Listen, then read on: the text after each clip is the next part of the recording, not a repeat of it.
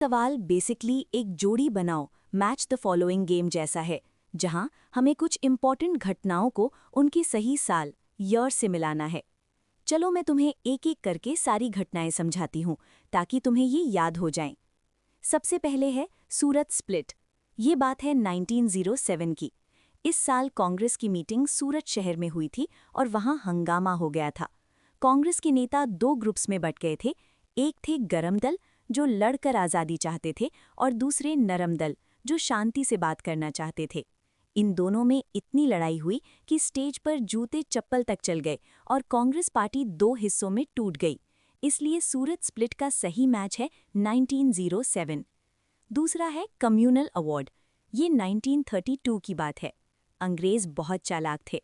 वो हमेशा divide and rule यानी फूट डालो और राज करो की पॉलिसी यूज करते थे।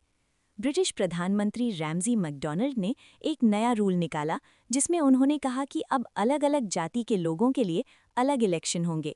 इससे वो हिंदू समाज को तोड़ना चाहते थे। गांधी जी को ये बात बिल्कुल पसंद नहीं आई और उन्होंने इसके खिलाफ जेल में भूख हड़ताल शुरू कर दी थी। तो इसका सही मैच है 1932। तीसरा है ऑल पार्टी कन्वेंशन। ये 1928 में हुआ था।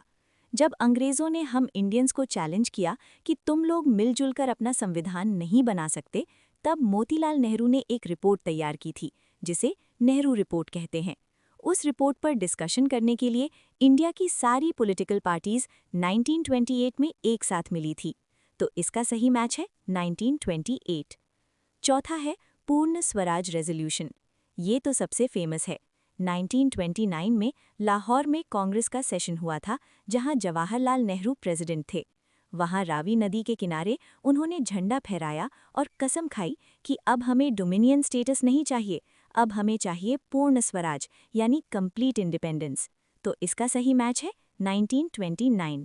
तो अगर हम इन सब को मिलाएंगे तो सही सीक्वेंस बनता है सूरत 1907, कम्युनल अवार्ड 1932, ऑल पार्टी 1928 और पूर्ण स्वराज 1929। इस हिसाब से जो ऑप्शन बी है वो बिल्कुल सही आंसर है।